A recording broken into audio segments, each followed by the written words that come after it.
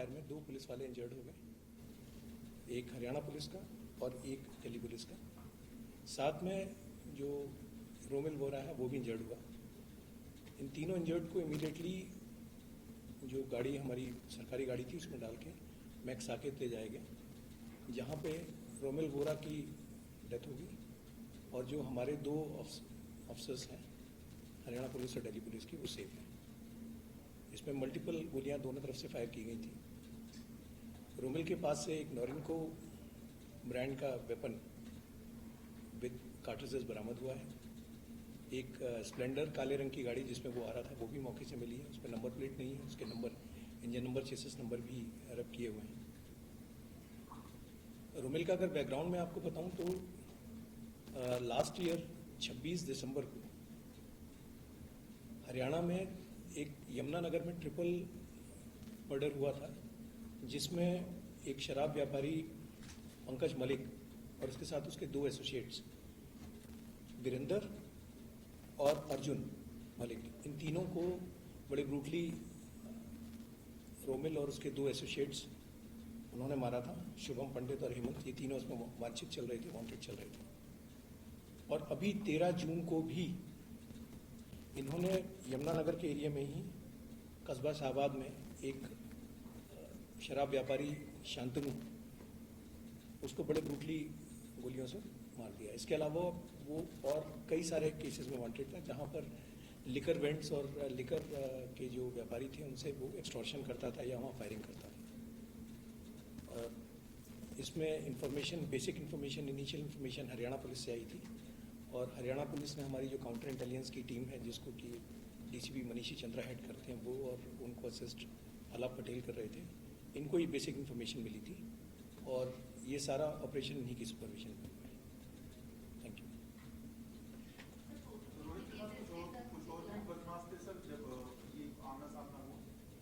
अभी तक की इन्वेस्टिगेशन में तो अकेला ही सामने आया है। रोमिल के बारे में जो इन्फॉर्मेशन थी वो ये थी कि ये मूवमेंट हरियाणा एसटीएफ इसको ट्रैक कर रही थी और इन्फॉर्मेशन थी कि ये दिल्ली बॉर्डर क्रॉस करके या तो दिल्ली में कोई वारदात करेगा या फिर दूसरी तरफ हरियाणा में जाके फिर से यमुनानगर, मतलब जो दिल्ली बॉर्डर क्रॉस कर लेते हैं उसके बाद जो हरियाणा का एरिया आता है वहाँ पे कोई वारदात करने की कोशिश करेगा। प्राइवेट फेसी जो अभी तक हमको पता चला है 9 केसेस करीब जिनमें ये पहले आ चुका है। देखिए, इस पूरे कार्टेल के पीछे हाथ है नौनी राणा का। नौनी राणा वीरेंद्र राणा और काला राणा का भाई है और ये नौनी राणा बाहर बैठा हुआ है और बाहर से बैठ के ये जितने लिकर के जो व्यापारी हैं, एक्साइज के व्यापारी हैं, उनसे एक्सटॉर्शन का अटेम्प्ट करते हैं, एक्सटॉर्शन करने की कोशिश करते हैं। और ये मर्डर्स जो हुए जिसमें ये ट्रिपल मर्डर और ये शांतनु का मर्डर, ये उसी अटेम्प्ट में इनके नेफेरियस एक्टिविटीज थी, उसी लिए ये मर्डर किए गए थे। ये यंग लड़का, ये तो अभी पिछले 1-1.5 साल से ही एक्टिविटी में आया है, लेकिन नौनी राणा काफ़ी टाइम से एक्टिव है। वीरेंद्र राणा और काला राणा को भी मनीषी चंद्रा साहब की टीम ने ही अरेस्ट किया था। एक थाईलैंड से अरेस्ट करके लाए थे, वो एक बहुत अच्छा ऑपरेशन था।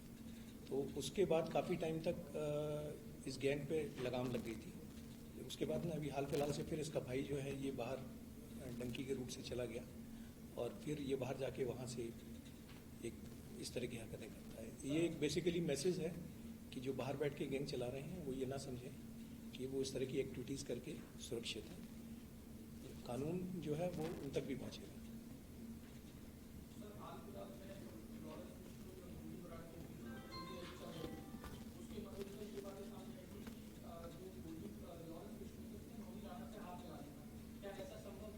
ये कयास वाली बातें हैं, इसमें कोई कमेंट करना ठीक नहीं होगा।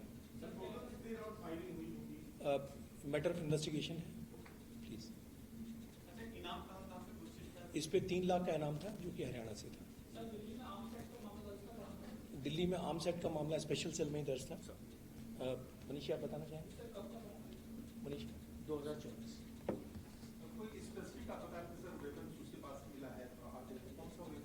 ये एक नॉरिंको वेपन है, आप बताएंगे? नॉरिंको वेपन है, नॉरिंको पिस्टल मिला है।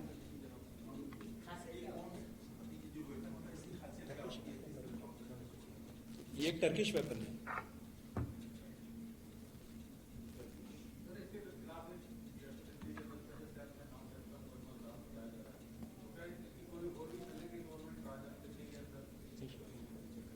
आप बोलिए। वो चेक करना पड़ेगा, जो रिकॉर्ड पे है हमारे पास है वो चाहिए। अभी सर नाम से आपका आया है और बस वो जो मर्डर केसेस है ना वो 2 मर्डर हैं प्लस जो हरियाणा से मोटा मोटा प्राइमा फेसी पता चला है कि इस पे और भी कई सारे केसेस हैं जिसमें ये मतलब वांछित चल रहा था या कहीं में अरेस्ट होकर भाग रहा था। तो that is matter of investigation. अभी it is too early to comment exactly. हाँ हाँ, वो बाकी केसेस का क्या स्टेटस है उसके बारे में हरियाणा पुलिस बेटर बता पाएगी। सर वीरेंद्र और काला भी दोनों बंद है ना जेल में? वीरेंद्र एक ही आदमी है, वीरेंद्र उर्फ काला राणा। उसकी लोकेशन के बारे में कहते हैं कनाडा और यूएस के बीच में शिफ्ट करता रहता है, एग्जैक्टली नहीं कहा जा सकता। इसमें एक चीज़ और मैं आप लोगों को ऐड करना चाहूँगा, क्योंकि आपने ये बाहर की बात कही। नए बीएनएस में ये प्रोविजन है इन एब्सेंशिया ट्रायल का। तो हमारी कार्रवाइयाँ 2 होती थी। एक तो हम करते थे कि जो इनके रेड कॉर्नर ड्यूरेज के थ्रू इनका प्रत्यार्पण यानी एक्सट्रेडिशन की ट्राई करते थे, या जहाँ एमलेट है वहाँ एमलेट के थ्रू उनको एक्सट्राडाइट करने की कोशिश करते थे।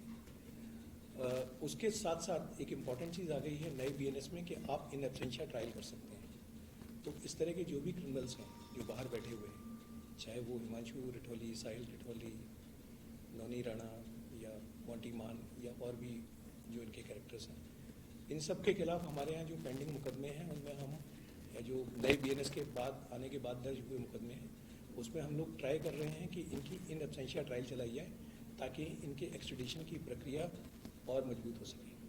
तो अभी रिक्वेस्ट दिया हुआ है आपने? ये आरसीएंस वगैरह तो इन सबके खुले हुए हैं, अलग अलग जगहों से खुले हुए हैं, लेकिन इन एब्सेंशिया ट्रायल नए बीएनएस का एक नया अच्छा प्रोविजन है। नए बीएनएसएस में जो प्रोविजन है इन एब्सेंशिया ट्रायल का, ये इनफैक्ट आप चाहें तो उसको हाईलाइट भी कर सकते हैं कि नए बीएनएसएस का ये जो प्रोविजन है ये हम लोग Delhi police as a whole बड़े सुचारू रूप से और बहुत एक जील के साथ करने जा रहे हैं, सो दैट इनकी इन एब्सेंशिया कन्विक्शन हो सके और इनको बाहर से इंडिया लाने में मदद मिल सके, वो ज़्यादा ईजी हो जाए।